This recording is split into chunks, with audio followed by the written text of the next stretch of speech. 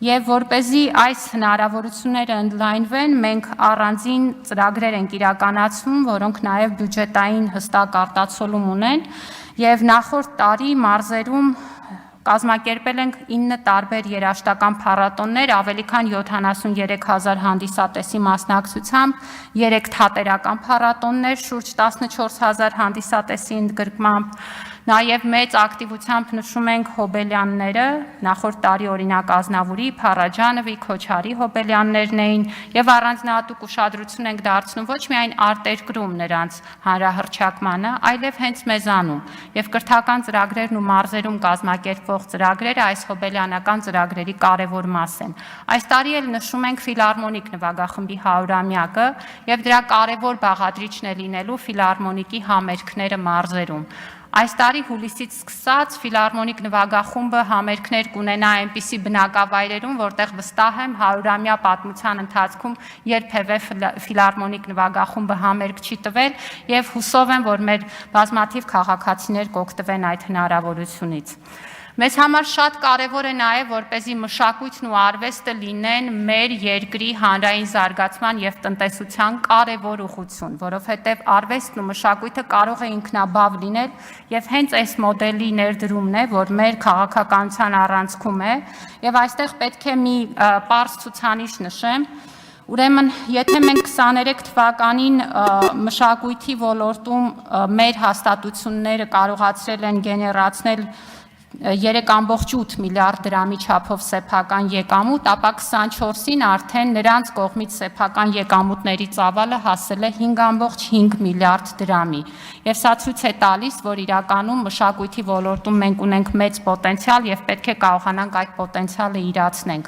Սա իրացնելու համար թատերահամերգային կազմակերպություններում ներդրվել է ֆինանսավորման նոր մոդելը։ Օպերայի հետ արդեն աշխատում էինք այս մեխանիզմով, նախորդ տարի դրան միացել է տիկնիկային թատրոնը, այս տարվանից նաև կամերային թատրոնը, այստեղ մենք ունենում ենք ներկայացումների եւ մասնավորապես առաջնախաղերի թվի աճ, օրինակ օպերային թատրոնում նախորդ տարի 250 ներկայացում ենք ունեցել եւ 5 առաջնախաղ, 150 հանդիսատեսի ընդգրկմամբ, եկամուտների 20% աճ, աշխատավարձերի 37% աճ, տիկնիկային թատրոնում ունեցել ենք 745 ներկայացում, 7 առաջնախաղ, 115,000 հանդիսատես, 35% եկամուտների աճ եւ մինչեւ 50% աշխատավարձերի բարձրացում։ Սա է այն մոտեցումը, որով մենք աշխատում ենք մշակույթի ոլորտի մեր հաստատությունների հետ, պետությունը կրկնապատկում է նրանց վաստակած սեփական եկամուտները եւ այստեղ նաեւ շահում է առաջին հերթին մեր հանրությունը։ Նախորդ տարի առաջին անգամ մեկնարկել ենք նաեւ մշակույթի ոլորտի միջազգային հեղինակավոր փառատոնների եւ մրցանակաբաշխություններին մասնակցած եւ մրցանակի արժանացած մշակույթի գործիչների ամսական դրամական խրախուսումը, ամսական 130,000-ից 800,000 դրամ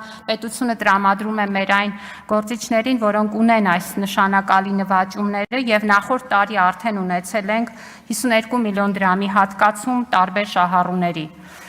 Գրքի ուղղությամբ կարևոր աշխատանք է այն միջավայրի ձևավորումը, որտեղ գրահրատարակիչները, ընթերցասեր հասարակությունը եւ գրականության շուկան միասին ձևավորվում են եւ գրքի միջազգային փառատոնը դառնում է նման հարթակ։ Նախորդ տարի գրքի միջազգային փառատոնին շուրջ 30,000 այցելու ենք ունեցել, ինչը կրկնակի ավել է դրա նախորդ տարվանից, վաճառվել է շուրջ 12,000 գիրք, որը նախորդ տարվա ցուցանիշից 20%-ով ավել է։ Այս տարի գրքի փառատոնը կտանենք նաեւ մարզեր։ Կինոյի ոլորտում բոլորովին վերջերս հաստատել ենք մասնակի վերադարձի գործիքակազմը ներդրումների դիմաց եւ արդեն ունենք հայտեր, մեծ հետաքրքրություն, այսօր արդեն Հայաստանում իրականացվում է միջազգային լուրջ հեղինակություն ունեցող տարբեր կինոնկարների արտադրություն, հետարտադրություն եւ այս պոտենցիալի օգտագործումը առաջիկայում նաեւ կարծում եմ բյուջեի ցուցանիշներում կդրսևորվի։ Նախորդ տարին կարևոր է եղել նաեւ թանգարանների եւ հուշարձանների ոլորտի համար, թանգարանները ավելի քան կրկնապատկել են իրենց սեփական եկամուտները 22 թվականի նկատմամբ 1,4 միլիարդ դրամի հասցնելով դրանք, միասնական տոմսային էլեկտրոնային համակարգ համակարգ ենք գործարկել, ընդ որում կարևորում եմ, որ այս համակարգը հնարավորություն է տալիս նաև հուշանվերների առցանց վաճառք իրականացնել, առաջիկայում մենք դրան մեծ ուշադրություն ենք դարձնելու, սեփական եկամուտների մեջ շուրջ 12%-ն է այս պահին ուրեմն գոյանում հուշանվերների վաճառքից, բայց վստահ եմ, որ այս պոտենցիալը շատ մեծ է եւ կարող ենք դա ակտիվորեն օգտագործել։ Նաեւ պետք է նշեմ, որ թանգարանների միջազգային համագործակցությունն է մեր ուշադրության կենտրոնում։ Նախորդ տարի ունեցել ենք Հայաստանի պատմության մեջ ամենաշատ այցելուներ գրանցած ցուցադրությունը, որը Անահիտ Աստվածուհու արձանի ներկայացմամբ ցուցադրությունն էր պատմության թանգարանում, բայց այս տարին լինելու է ոչ պակաս ակտիվ եւ կունենանք բազում առիթներ միջազգային հեղինակավոր տարբեր թանգարանների հետ համագործակցություններ ունենալու։ Հուշարձանների պահպանության համար նախորդ տարվա համեմատ կրկնակի ավել միջոցներ ենք հատկացրել, շուրջ 800 միլիոն դրամ, որի շրջանակներում 16 հուշարձաններ վերականգնվել են, 11-ը նախագծվել եւ փորձաքննվել, 2 պեղումներ են իրականացվել, ընդ որում դրանք տարբեր ուղղություններով են, որմնանկարներ, ազգային փոքրամասնությունների հուշարձաններ, պետականության խորհրդանիշ հանդիսացող, մեծ ուշադրություն ենք դարձնում նաեւ ենթակառուցվածքների ստեղծմանը եւ կարծում ենք, որ թվերը ցույց են տալիս, որ այստեղ ունենք բավականին լուրջ հետաքրքրություն, որովհետև մեր երկրի զբոսաշրջիկների զգալի մասը այցելում է հուշարձաններ եւ հուշարձանները նաեւ կարողանում են գեներացնել շուրջ 742 միլիոն դրամ եկամուտ տարվա ընթացքում, ինչը էապես գերազանցում է պետության ներդրումը։ Գիտության, մրցունակության եւ գիտական աշխատանքի հնարավորությունների ընդլայնման նպատակով կառավարությունը շարունակական քայլեր է ձեռնարկում եւ 24 թվականի գիտության ոլորտի ֆինանսավորումը 280%-ով ավել է 18 թվականի համեմատ, ընդ որում այս ֆինանսավորումը միայն ընդհանուր թիվ չի, ծավալ չի, դրա ներսում բովանդակություն է, որի հետևում ընկած են թե կապիտալ ծախսերը, որոնց մասին արդեն խոսեցի, թե գիտնականների վարձատրության բարձրացումը եւ 25 թվականի հունվարի 1-ից արդեն իսկ իրողություն է 105-ից 300% վարձատրության բարձրացումը գիտնականների բազային ֆինանսավորմամբ, բայց ոլորտում գործում են նաև 20-ից ավելի տարբեր դրամաշնորհային ծրագրեր երիտասարդների, կանանց, արտերկրի հեղինակավոր գիտնականների ներգրավմանը ուղղված եւ սրանք բոլորը ունեն նաեւ շատ լուրջ մասնակցություն եւ մրցակցություն, որից առաջին հերթին շահում է գիտական հետազոտության որակը, որն իրականացվում է մեր երկրում։ Բայց ոչ միայն, նախորդ տարի 2 նոր ծրագիր ենք իրականացրել, որից մեկը ուղղված էր, որ միջազգային առաջատար ամսագրերում աջակցենք մեր գիտնականներին հրապարակումների ուղղությամբ եւ նաեւ առանձին քաղաքականություն ենք վարում, որպեսզի մեր գիտական ամսագրերը միջազգայնացվեն եւ ուրախ եմ, որ արդեն իսկ Երևանի պետական համալսարանի ամսագրերից մեկը Scopus գիտատեղեկատվական շտեմարանում է, բառացիորեն օրեր առաջ նույն շտեմարանում ընդգրկվեց նաեւ Ցեղասպանության թանգարան ինստիտուտի ամսագիրը, այս ճանապարհով գնում է նաեւ Մատենադարանը եւ վստահ եմ, որ սա մեզ թույլ է տալու, որ միջազգայնորեն մրցունակ հայագիտական եւ հումանիտար հետազոտություն ունենանք։ Նախորդ տարի նաև առաջին անգամ պետական պատվերով գիտական հետազոտության մեխանիզմ ենք գործարկել եւ 60 տարբեր թեմաներ ենք առանձնացրել մեր գերատեսչությունների տիրույթում գտնվող եւ այս տարի արդեն այդ ուղղությամբ կիրառական աշխատանք ենք տանում։ Եվ սա բերել է նրան, որ մեր գիտական մրցունակությունը էապես աճել է եւ օրինակ Հորիզոն Եվրոպա ծրագրի շրջանակներում նախորդ տարի մեր գիտնականները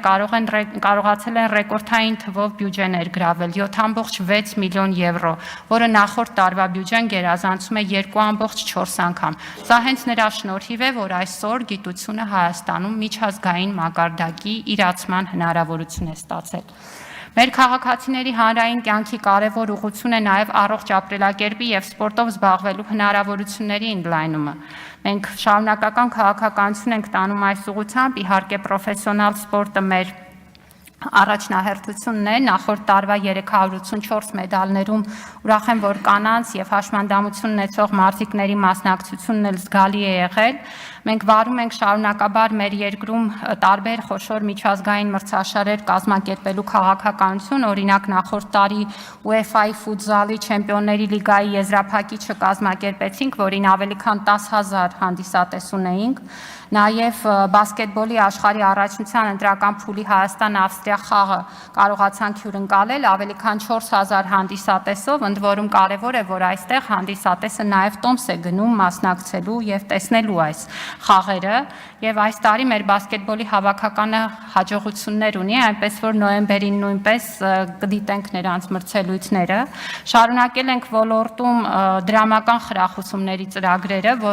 որի օգնությամբ կարող եմ ասել, որ մեր գրեթե բոլոր հեռանկարային մարզիկները պետության կողմից աջակցություն են ստանում եւ երբեմն այդ աջակցությունը հասնում է նույնիսկ գումարային արդյունքում համախառն ավելի քան 1 միլիոն դրամի ամսական։ Նաեւ նպատակ ունենք հաջորդ օլիմպիական խաղերից առաջ գործարկել օլիմպիական նպաստի նոր ծրագիրը, իհարկե նախորդ ուրեմն ծրագրի տրամաբանությունը եւ վերլուծությունը իրականացրած կարգավիճակում։ Մենք շարունակական քաղաքականություն ենք տանում տարբեր ուղղություններով սպորտային ենթակառուցվածքներ զարգացնելու նախորդ տարի ավելի քան 100 սպորտային ենթակառուցվածքների շուրջ աշխատանք է տարվել բյուջեի միջոցներից, սուբվենցիոն ծրագրերով, մասնավորի հետ համագործակցությամբ եւ այս պահին արդեն գործարկման վերջին փուլում ենք տիպային մարզահամալիրների ծրագրով, որը կսկսվի Եղեգնաձորում, Մարտունիում եւ Արարատում եւ այնուհետեւ կշարունակվի մյուս խոշորացված համայնքներում, ոլորտում նաեւ բարեփոխումների մեծ ծրագրեր են իրականացվում, ձևավորվել է սպորտի կառավարման կենտրոնը, օրենսդրական փոփոխություններ են արվում եւ սրանք բոլորը բերելու են սպորտի նաեւ որակական փոփոխության, կառավարման ստանդարտների եւ հաշվետվողականության տեսանկյունից։